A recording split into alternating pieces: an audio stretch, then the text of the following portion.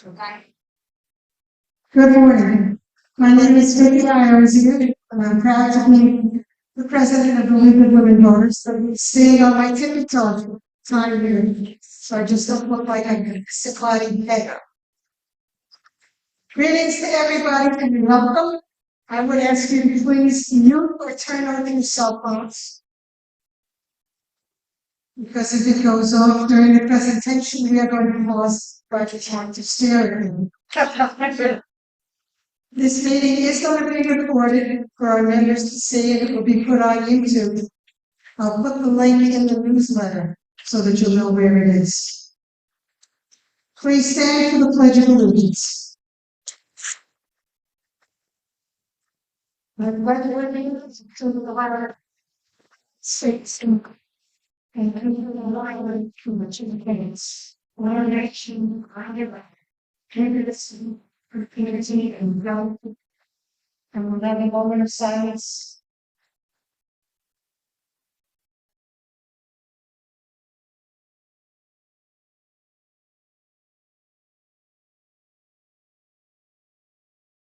Thank you. Silence is nice, isn't it? I would like to introduce the board members who are here. There's a lot of work that goes into doing this, and I'm very happy I'm very happy to work with a group of people that we have. Linda Fables is here. There you go. Scott Baldwin and Beverly Brown and Maxine Conrad. I don't hear, but I don't see. Dr. J. Zell is here. Jan Hall is here. And Deborah Staker is here. She's going to be coming later. Learn your opportunities. On your chair, there is a reminder that will tell you about the activities that we're doing. We're having a very busy summer. Our July meeting is going to be here, and we're going to have the Citrus County Board of Commissioners candidates. And that is on July 10th at 10 a.m. We have a special meeting that is different from the time that we usually have. And that's Thursday, June 27th at 1 o'clock. Jim Ubelis is going to speak to us about the role of journalism in democracy. Our August meeting is going to be back at the Coastal Region Library, and attorney Denise Diamond Lynn is going to speak to us about the judicial system. There's also information on the bottom about our Facebook page, the newsletter, and how you can contact us. There are also brochures available. Mary, raise your hand. So, yeah, Mary's pointing to them right now. Brochures from the league. Now we are going to have a pop quiz to test your voter IQ. This isn't a surprise, it was in the advertisements. But elections are very complicated, and I have questions to ask you. If you know the answer, you may raise your hand. And Vanna White, Deborah State, look up, and she will give you the microphone. If you get the answer correct, you will receive a United States of America pin and a piece of chocolate. There is anybody here who doesn't like chocolate, right? Right. Almost everybody knows. If you are not correct, I guarantee that you will remember the correct answer. So I'm going to give the question, Deborah's going to call on people, and then you will get your reward if you are correct. Are you ready? Are you ready? Yeah. Yeah. First question. At what age can a person, and well, you can't answer any of these. At what age can a person pre-register to vote? 16. have a couple of hands up there. 16. That is correct. It's your chocolate ribbon. Thank you. Next question. What is the last day for applying for a mail-in ballot?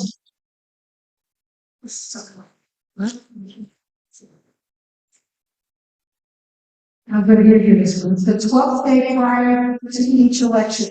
Between the time of sending on my ticket transfer.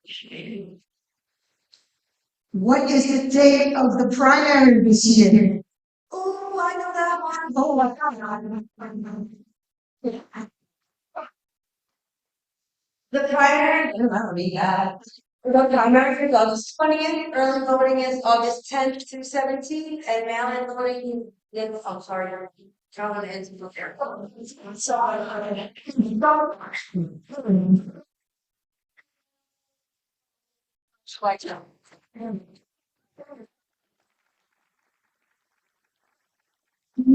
what last night study. What is the last day to register for primary eligibility?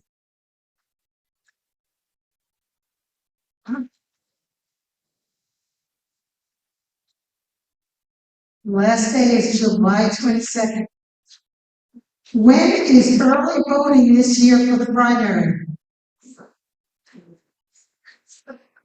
You already got it. Yeah. I know.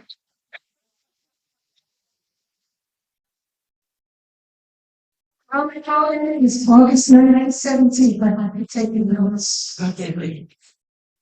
How many constitutional amendments will be on the ballot in November? For the US or for your? On the Florida ballot.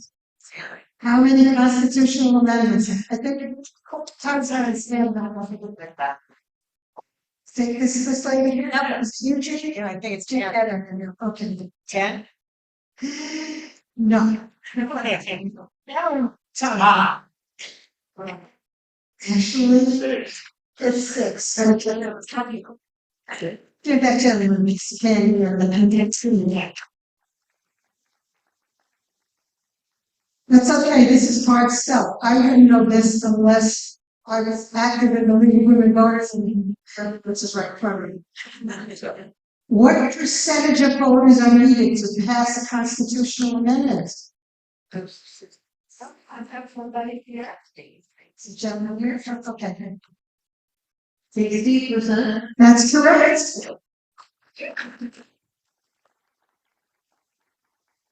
Here's a true or false. Let me know if I'm going too fast, Evan. For me. True or false? Non-citizens can vote in the American election.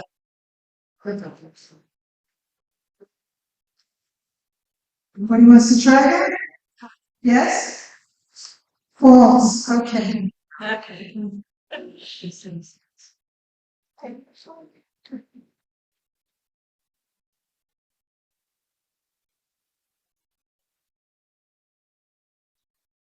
Next question. The League of Women Voters has registered 50,000 voters this year in Florida. True or false? True or false? False. Who called that? Somebody say something here. You're going to have to say it. I can't be anywhere. It is false. Yes. The laws are such that it is very difficult to register people, and we have not been able to do what we've done in this years. Ready, Deborah? You can deliver any number of vote by mail ballots. You can deliver any number of vote by mail ballots. Sure. Everyone's falling out of that. Try to raise your hand. Oh. That is correct. You can return your own members of your family and two additional ballots.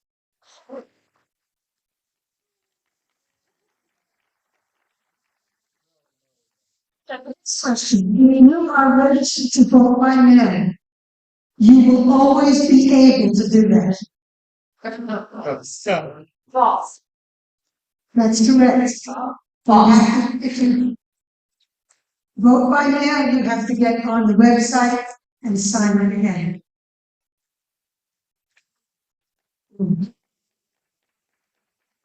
Mrs. Sutton. Yeah, just specifically for that one. Oh, you. That's Take the microphone, even though you can't. yeah, no, I really think that was important to repeat because I think that is a new provision in the law. If you traditionally gotten a valid by mail, you're probably like, what are you talking about? If you didn't know that, that is a brand new, you must contact the supervisor. What's your name? Erin Daly, Hi. thank you. I'm running for circuit judge. The next one is a tough one, because you have to not only answer it, but you have to explain it. Florida is a closed primary state. What does that mean? No calling out. I don't want to have anything tough. I am retired teacher.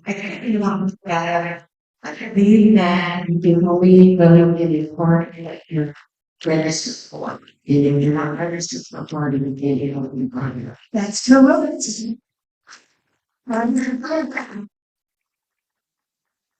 Next question. If there is a problem with your registration on election day, do you get to vote or are you just out of luck?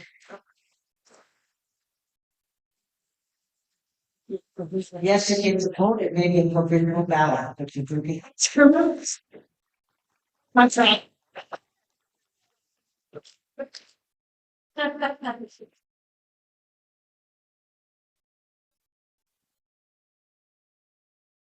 A secure ballot intake station. Let me say that again. A secure ballot intake station where you can drop off ballots need to be physically guarded at all times when they are available. True or false? Somebody raise your hand. You're okay. It's false. I have seen you know all where I am in the university. Okay, that happens to be true. You can only drop the ballots off where it's physically guarded by somebody. Things have changed for this year. There you go, Deborah, you're such a mush. If the time for voting has passed and you are still in line, yes or no, you still get to vote. No pulling out. Yes. Yes, it's true. Okay. Even though you did kind of raise your hand and call out and say that. Next. It's good, yeah, I know this. If you are convicted, a convicted non-violent offender in Florida, you can never vote again. True or false, and I need some more information from these things. If you are a convicted non-violent offender in Florida, you can never vote again. I'm not saying it's all. We had a ballot initiative in the last election, we ran convicted felons. Vote once they completed their sentence, everything, your role of election is fines and everything. All right, you can. Did you get one minute? Yes, I did. You can apply to get your voting rights back if you have served your time and paid your fees. And the league is actually working to give people information to get their voting rights done. Unfortunately, the government agency is very backed up, and there are lots of people who are waiting in line to get their voting rights back that have not gotten it. Really? you can use a debit or credit card as identification to vote. Don't chuckle. Judith? She's good. Erin, she's good. She waits for the microphone. I'm sorry. Sorry, ma'am. That is false, that. Just a Bible wants to say that in the, or your pastor. Okay, you have to have different chocolate. Little different identifications, license, Florida driver's license, better be a Florida driver's license. An ID card used by the Department of Motor Vehicles, passport. You can use a debit or credit card, but you have to have something else that has your photo on it, so that you have your signature and your photo. Military identification, citizen identification, retirement center, neighborhood association, public assistance, veteran health identification card, license to carry a concealed weapon, an employee identification card. Last question.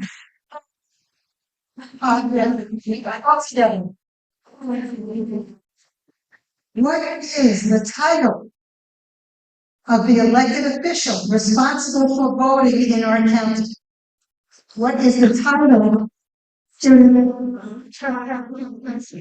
I said something nice about it, and you haven't read it. Supervisor of elections. Supervisor of elections is here.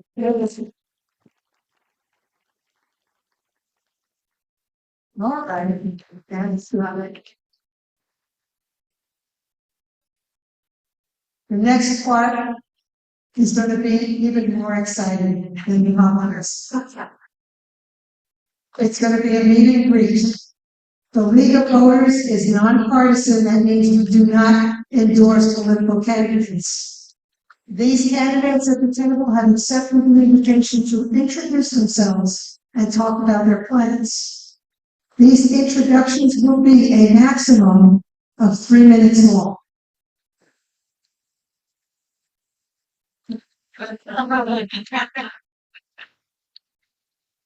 I will be timing from that chair next to Mary, and I will give you the yellow 2 minutes.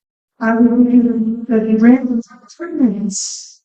If I start shaking your pen like this, you know you're going over the 3 minutes. If I do that and it doesn't work, there will be a huge hook at the contract. Let me drag you off the stage. After introductions, each participant will be at their own table space, and I can tell you're all shy here to go over and talk to the candidates. You will have an opportunity to speak to them. And they have brochures and information on their needs. Are you ready? Yes. Our first candidates are for the Supervisor of Elections, and she's going to come up right now, Maureen Baird.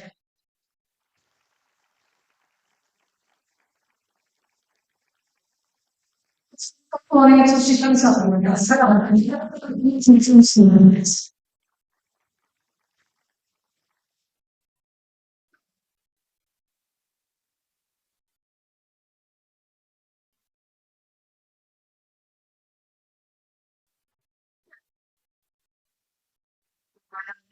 Talk right into the mic, everyone. Start two. Some of the information out there that I heard today, some of it's a little wonky, okay? If you have to reapply for your vote by mail ballot, it's once every election cycle. Okay, just so remember that. So if you've already applied, you're good. And so just remember to go to the Supervisor of Elections website at votecitrus.gov to get correct information about anything that you're looking for. And don't call our office. Thank you. Tell me when you're ready.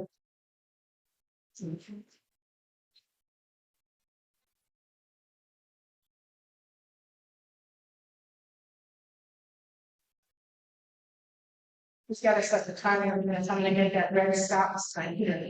Remember. Okay. You ready? Well, hi, my name is Maureen Gobert. I am Supervisor of Elections, but today I'm here as a candidate running for Supervisor of Elections. I was voted into office in August of 2020. Since 2021, my staff and I have successfully ran 3 county, state, and federal elections. My priorities include election integrity, education, cybersecurity, and gaining the trust of voters. One strength is my experience that lends to the ability to see the big picture and adapt to constant changes while implementing new election laws. This is why my experience makes such a difference. Right now, as I speak, there may be changes that we have to implement for the primary election. I am both state and nationally certified as an election administrator with decades of hands-on involvement in the successful operation and management of elections, while specializing in election tabulation and auditing. I have successfully organized over 85 elections right here in Citrus County. Since 2021, I have brought thousands of dollars in federal, no-match grant funds for physical and cybersecurity right here to our local elections office, and I will continue this effort. Almost 4 years ago, I started a weekly voter education outreach event in our community and has allowed us to strengthen communication with education and opportunities to serve the voters of Citrus County. We have a new in-office environment where schools and organizations schedule time in the elections office, learning the importance of voting and holding their very own election. And that has proved to be just a tremendous environment for those folks to come in. I have implemented an auditing system that completes a 100% audit of the voting system. This means we count the ballots in the voting system, then we count the ballots in the audit system. These are 2 separate systems. This reinforces the accuracy of our elections with the community. Please remember there are 3 ways to vote. Vote by mail, you can vote early, you can vote election day. The choice is yours. Just please vote. Did you know that most of your elected officials will be voted in office on August 20th, primary election? What this means is that if you don't vote in the primary elections, you will not have a voice of who your local elected officials will be for the next 4 years. Protecting democracy has always been very deep in my soul and will always remain a priority to me.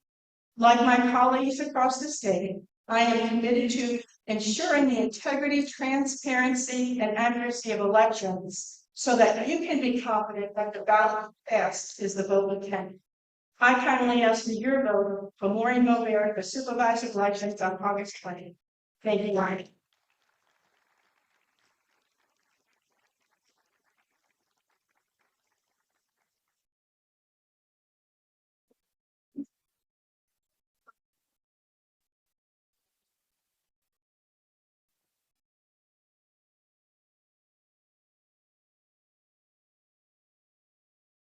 Our next candidate for Supervisor of Elections is Tiffany Long.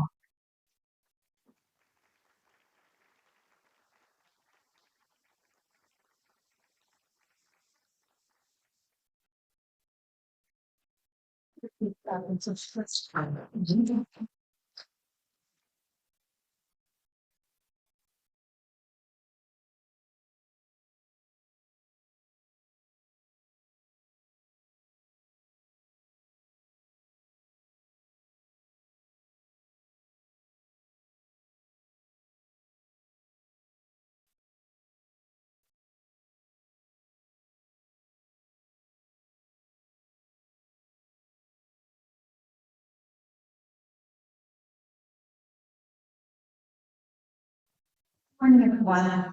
My name is Tiffany Long, and I'm honored to stand before you today as a community supervisor of elections. I have had the privilege of calling Citrus County my home since 1991, and today I am excited to share my vision for the future of elections and our county. As the eldest of 5 children, I learned early on the importance of responsibility, hard work, and dedication. I attended Central Catholic, now known as St. John Paul II Catholic School, for both elementary and middle school, and graduated with honors from Lecanto High School. My journey through education and early career experience shaped my passion for technology, public service, and community involvement.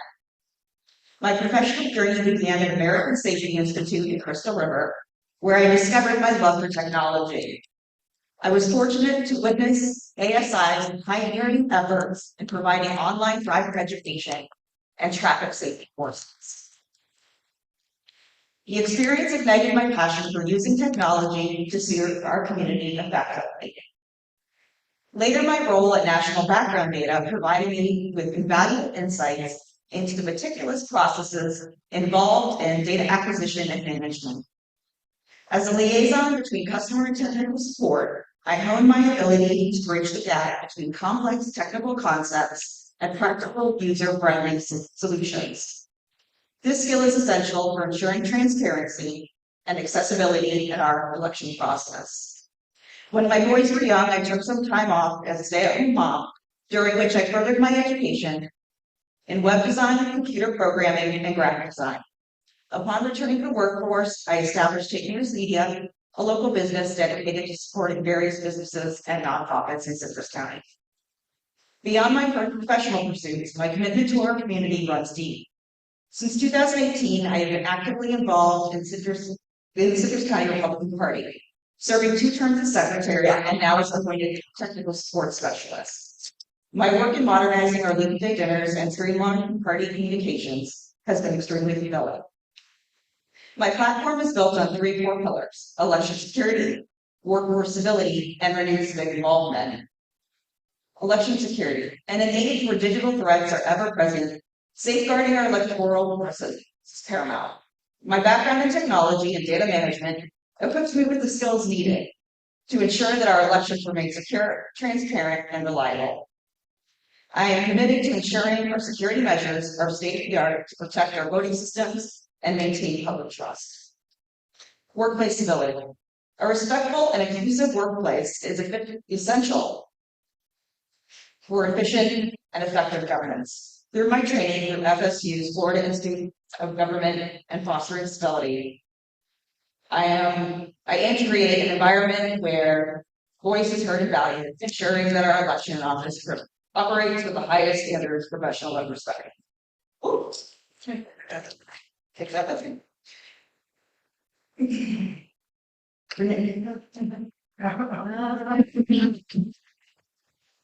I have to ask you, I feel like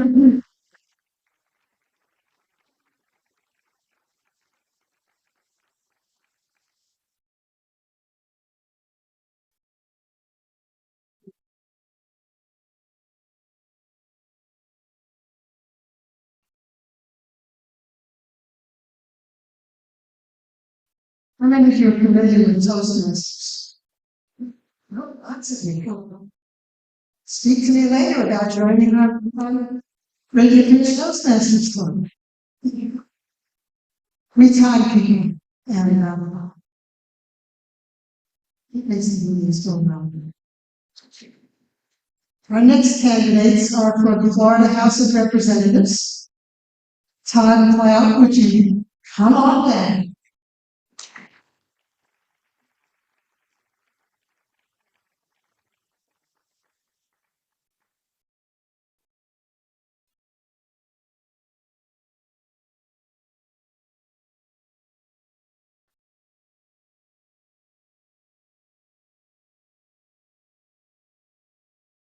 It's got notes on it, so I'll try to read them really well.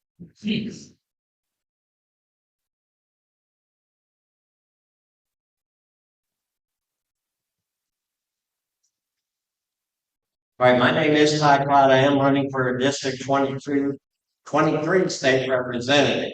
If you're not familiar with that district, it's the district that Ralph Mazzullo votes right now. Ralph Mazzullo is termed out, so we need to get us a new representative up there. I'm not going to talk too much about myself right now, except for that I'm in a race. I'm retired law for some 31 years. You want information, come see me at my table. I can talk at length about many things. But more importantly to me today, group we have here is Mo brought it up already, is the August 20th primary. Yes, we are a closed primary state, but to go into more detail, just because you are a Republican doesn't mean you can't, well, you can't in a race vote for a Democrat in the primary. So here's the thing that you need to let other people know is on the August 20th primary, there's a lot of races again that will end. I'm going to use the sheriff race as a perfect example. There are 4 candidates to run for sheriff. The sheriff's race in that primary, if it doesn't change and somebody else doesn't jump in, everybody will get to vote in the primary. So don't think that because you're an independent or a Democrat, that voting in the primary is not important. You will be able to vote for a Republican in that race because that's all that's running in that race. I use my race as a second example. There are 3 others. Now, mine, because it is a closed primary, if you're an independent or Democrat, no, you will not be able to vote for me in the primary. You will be able to vote for me in the general election because we do have a Democratic candidate in there. So again, as a Democrat or independent, you will not be able to vote in the primary. So it's real important that you do get out there to the primary and vote because a lot of races will end. The sheriff's race will end. It'll be close for my race to end. But since I'm going to win, I won't have to worry about that. So it's Judith and basically school board, which is very important at this point. It can actually end in the primary because there are 4 people running for school board in one particular race. If he doesn't get 51% of the vote, it's over. Very, very important that you vote for primary. Thank you very much, Vote High Cloud. Thank you.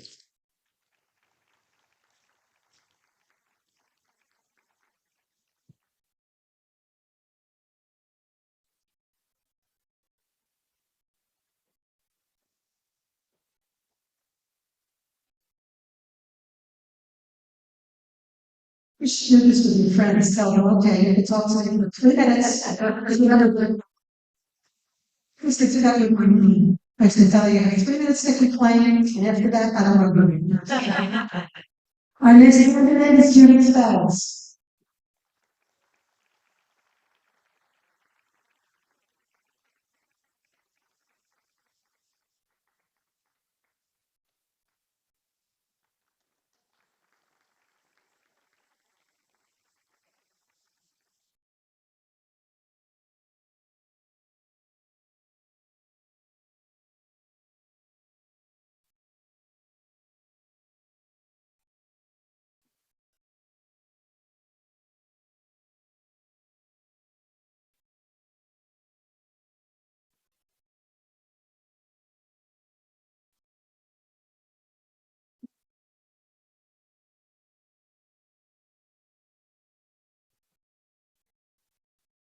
Good morning, everyone. So, thank you for the opportunity to speak to all of you this morning. I am Judith Bowles, and I'm running for State Representative District 23. Here's a little information about myself that I've lived here in Citrus County for over 17 years. I retired from the Department of Corrections as a state probation supervisor. In that position, I work closely with the court, which is everyone probably familiar with Judge Howard. I work closely with him, the state attorney office, and the public defense office. But once those people are sentenced, they report. If they sentence to probation, they report to the probation office here in Citrus County. And in that office, I assign probation officer to supervise those offenders. So that's the bulk of my history, 30 years of dealing with offenders here in the state of Florida. I'm originally from St. Croix, U.S. Virgin Islands, now there's more. When I moved to Florida, I moved to Miami-Dade first. I spent there over 25 years before I moved to Grenada County, then Citrus County, 17 years as I stayed. I spent 14 years in the Army Reserve. In 1989, I was in Panama when they removed Noriega from power. If y'all remember those, that's old enough to remember what happened in 1989. I was not involved in the mission, but I was there in Panama underground when that took place. Also in 1991, I was still in the reserve when we had Desert Storm.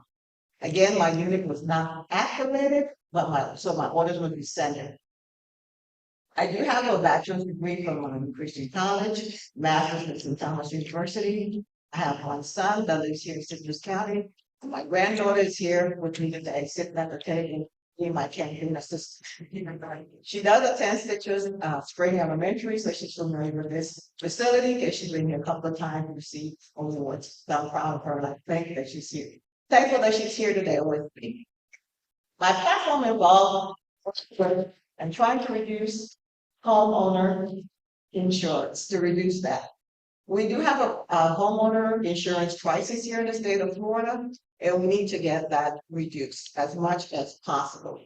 There is a program called My Safe Home Florida that was instituted in the last legislative session, and that involved the concept with that was you have a home, your home inspected for your roof, windows, and doors. If you do the repairs, you can have estimated about $1,000 reduced in your homeowner insurance premium. What I would like to see happen with that program is that instead of it being temporary, it be permanent, it be funded. Right now, there's a waiting list on there, and the governor has signed and to increase more funding. That's going to take effect on July 1, and it's like 400,000 million of it. Yeah, I think that he going to put into funding that program. And that's only to clear the waiting list. It's a very popular program, and we like to keep it permanent. Thank you for being a member of it.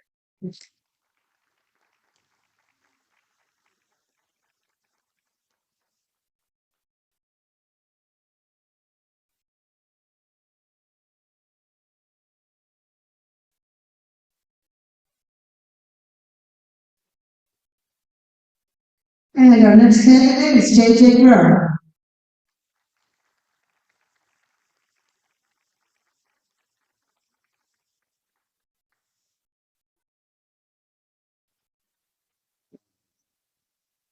Could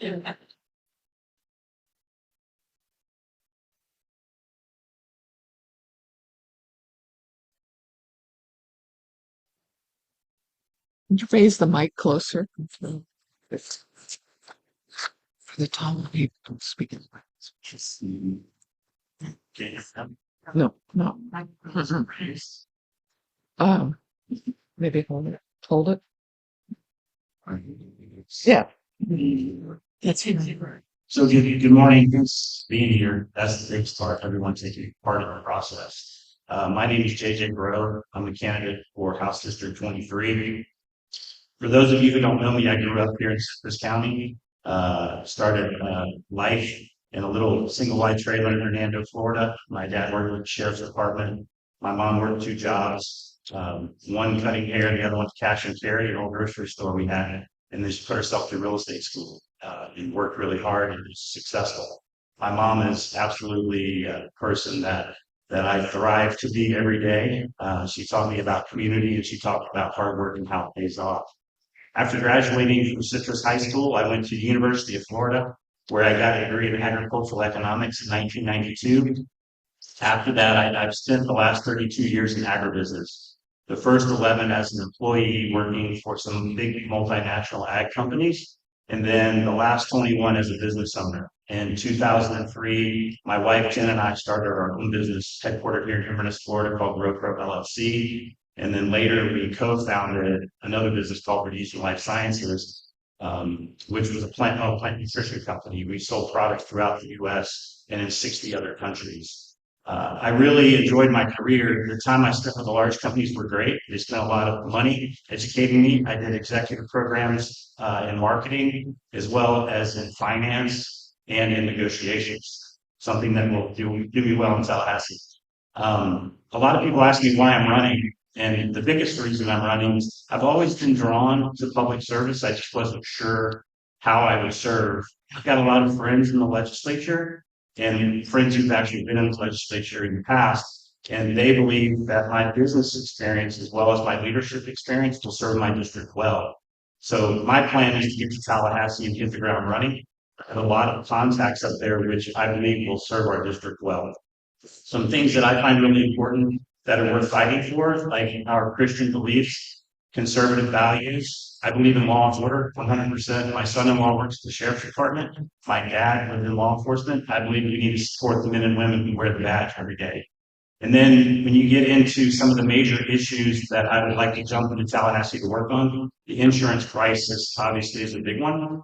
But the other issue that's going on is affordable housing. Probably seen there's a couple of different things going on at the Chamber's holding this week to talk about affordable housing.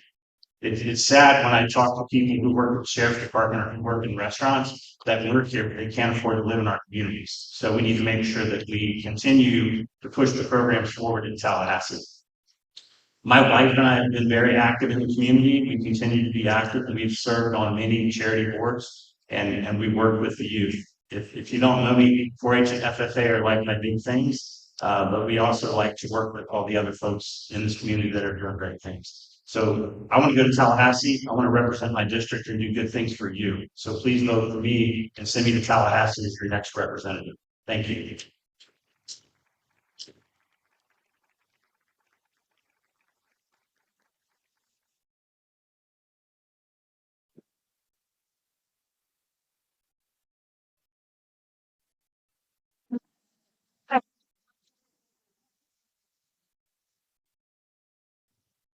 All right, thank you everybody for coming. You can go over to the tables and speak with the candidates. And remember what we always say in the League of Women Voters, that 4-letter word, vote.